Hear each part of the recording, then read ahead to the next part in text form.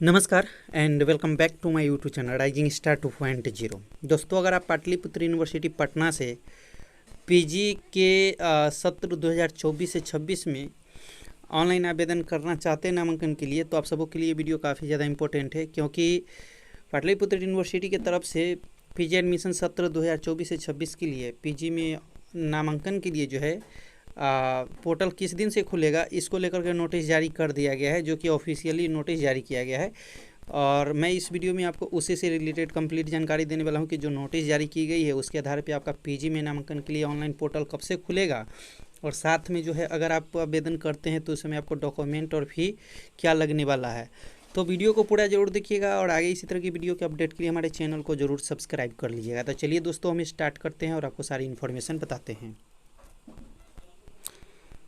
तो दोस्तों, सबसे पहले हम डॉक्यूमेंट की बात कर लेते हैं। डॉक्यूमेंट में आपको मैट्रिक का मार्कशीट लगेगा, इंटर का मार्कशीट लगेगा, ग्रेजुएशन का मार्कशीट लगेगा, लास्ट ईयर वाला, फोटो और सिग्नेचर, निवास प्रमाण पत्र, जाति प्रमाण पत्र, मोबाइल नंबर और ईमेल आईडी, ये सब आपको लगने वाला है पीजी में ऑनलाइन आवेदन करते समय। आवेदन के बाद भी आपको बहुत सारे डॉक्यूमेंट सबमिट करने पड़ेंगे, जो कि कॉलेज में जाकर के आपको अपने फॉर्म के साथ सबमिट करना पड़ेगा। तो वो कौन कौन सा डॉक्यूमेंट लगेगा, ये जब मेरिट लिस्ट जारी की जाएगी उस समय आपको फिर से मैं बताऊंगा।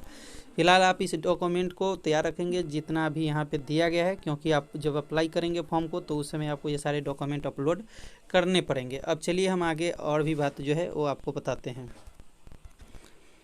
अब यहाँ पे देखोगे तो कहा गया कि Pataliputra university Patna 800020.t Pataliputra university, ये जो नोटिस है ये 15/6 कल शाम को जारी किया गया है। नोटिफिकेशन में देखेंगे तो कहा गया नोटिफिकेशन फॉर पीजी एडमिशन 2024 से 26। कहा गया है कि online application are invited for admission in post graduate course MA MSc MCom for session 2024 से 26 in the university department and the post graduate centres running in difference constituent college in the Pataliputra university Patna start from the 18 June 2024। तो यहाँ पे देखेंगे तो ये सारे जितने भी पाटलिपुत्र यूनिवर्सिटी के अंतर्गत कॉलेज है, डिपार्टमेंट है, सबके लिए ये फॉर्म अप्लाई की प्रक्रिया जो है यहाँ पे डेट मेंशन किया गया 18 जून से जो शुरू होने की बात कही गई है।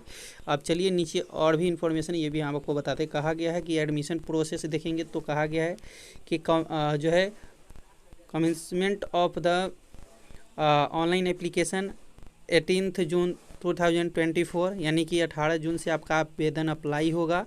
और साथ में देखेंगे तो कहा गया last date of the submission of online admission form 18 जून से ये प्रक्रिया शुरू होगी और 2 जुलाई तक ये प्रक्रिया चलेगी, ऑनलाइन आवेदन की प्रक्रिया। ठीक है।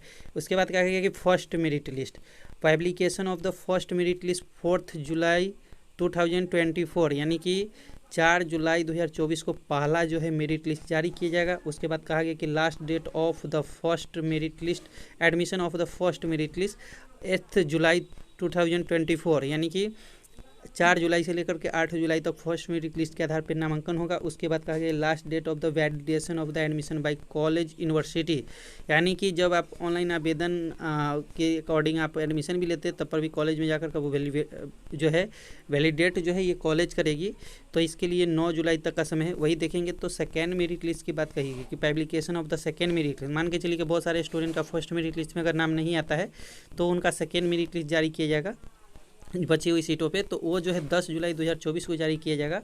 और उसके आधार पे जो है एडमिशन 13 जुलाई 2024 तक चलेगी और वैलिडेशन की जो प्रक्रिया है वो 14 जुलाई तक होगी। ठीक है। वो इसके बाद अगर सेकेंड मेरिट लिस्ट के बाद भी सीट बच जाती है तो सभी छात्रों के लिए थर्ड मेरिट लिस्ट भी जारी किया जाएगा, जो कि 15 जुलाई को किया जाएगा। और लास्ट डेट जो एडमिशन के आधार थर्ड मेरिट लिस्ट के आधार पे होगी वो 20 जुलाई 2024 तक होगी, और लास्ट डेट जो वैलिडेशन की होगी वो 21 जुलाई तक होगी। तो कुल देखा जाए तो 21 जुलाई तक नामांकन प्रक्रिया चलेगी। इसके बाद कहा गया कि क्लासेज जो है आपकी वो 23 जुलाई 2024 से शुरू हो जाएगी। ठीक है। अब यहाँ पे देखिए नीचे कहा गया कि fee for online application for admission in the PG courses is the be paid in the online mode only the fee structure. देखिए कितना फ़ी आपको लगने वाला है। जो जनरल और BC1 और BC2 कैटेगरी EWS छात्र हैं उन्हें 800 रुपया लगेगा। है ना। एंड जो SC ST के अकॉर्डिंग जो भी छात्र होंगे उन्हें 600 रुपया लगेगा। तो इतना फ़ी आपको देना पड़ेगा। एलिजिबिलिटी क्राइटेरिया देखेंगे तो कहा गया है कि वही छात्र इस फॉर्म को अप्लाई कर पाएंगे जो PG regular traditional course MA MA MC, जो भी अगर आप जिस सब्जेक्ट से ग्रेजुएशन किया है उसी सब्जेक्ट से अगर आप PG में आवेदन करना चाह रहे हैं तो फिर आपका उस जो है सब्जेक्ट में कहा गया pass at the bachelor degree with the 45% marks in the respective honour subject major subject course. तो अगर आप जिस सब्जेक्ट से ग्रेजुएशन किया उसी सब्जेक्ट से PG करना चाहते हैं तो उसमें आपका जो है 45% मार्क्स होना चाहिए।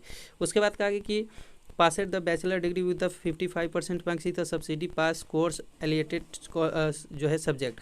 अगर आप जो है सब्सिडी के अकॉर्डिंग अपना PG में सब्जेक्ट चूज करना चाहते हैं तो उसमें आपका 55% मार्क्स होना चाहिए। अब कहा गया है reservation rule as per the reservation rule of the government of Bihar. जितने भी जो बिहार सरकार की रूल लगाई गई है रिजर्वेशन को अकॉर्डिंग उसके अकॉर्डिंग आपका जो है इसमें रिजर्वेशन आपको मिलेगा। ठीक है। सिलेक्शन क्राइटेरिया में देखेंगे तो कहा गया the first merit list with the prepared for the regular courses of the basis of the marks obtained in the respective honor subject of the vacancy exists in the below live subsidy pass course and last allocated subject। यानी कि selection जो कैटेगरिया है वो उसमें आपका जो graduation में marks होता है उसके आधार पे आपका जो है सिलेक्शन कैटेगरिया बनता है। ठीक है। कहा गया है कि if a candidate mention his her caste category marks it is falsely his application form will be rejected without refund to application fee। मगर आप अगर मान के चलिए कि आप गलत फॉर्म फिलअप कर देते, गलत जानकारी उसमें गलत मार्क्स अगर आप दे देते हैं तो आपका फॉर्म जो है रिजेक्ट कर दिया जाएगा। इसलिए आप जब फॉर्म भरे तो सही सही आप भरिएगा। तो आई होप ये सारी इन्फॉर्मेशन को आप समझे होंगे। किसी तरह का कोई क्वेश्चन है तो कमेंट करके पूछ सकते हैं। फिलहाल मिलते हैं अगले वीडियो में। जब तक के लिए जय हिंद जय भारत।